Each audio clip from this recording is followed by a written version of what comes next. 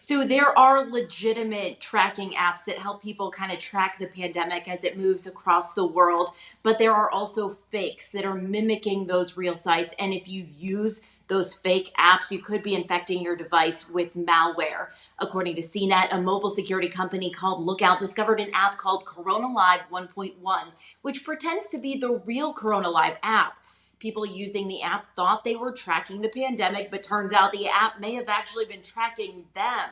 According to Lookout, the bad app allowed the bad guys to access cameras, take photos, record video and audio. So we see this every time there's any kind of a large, huge news event. The bad guys jump in, they create fake websites, they create fake apps, they create all this because they know people are looking for information.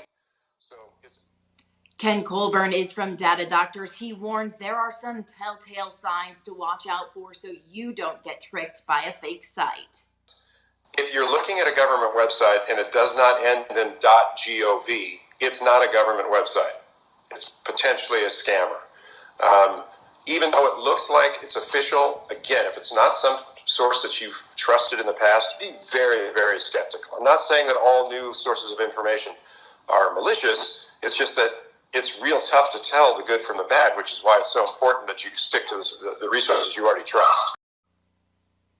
Another key telltale sign, misspelling. So make sure you watch out for misspellings on sites or apps. Tech experts say the shift to working from home might leave us all vulnerable to spear phishing attacks. So 3 on your side. Susan Campbell joins us now from her home office to explain what this is all about. Good morning, Susan.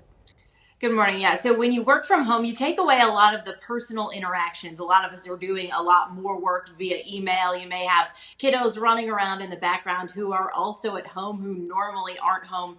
Scammers know all of this and they are trying to exploit that. They are launching phishing attacks, sometimes trying to get you to click on links that could infect devices with malware. Other times they're targeting your personal information or your coworkers' personal information.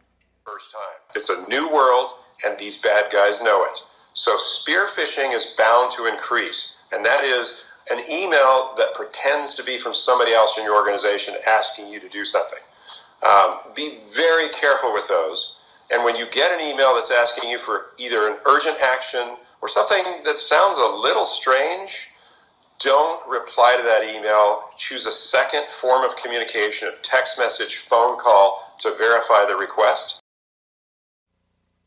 It's also important to look very closely at the actual email address. It may just be a letter or two off from the real one. Also critical to make sure your computer's security software is up to date. And one thing to keep in mind, if your family is all sharing one computer, at least have separate profiles. That gives you a small layer of protection in case your kiddos click on something that could infect your computer with malware.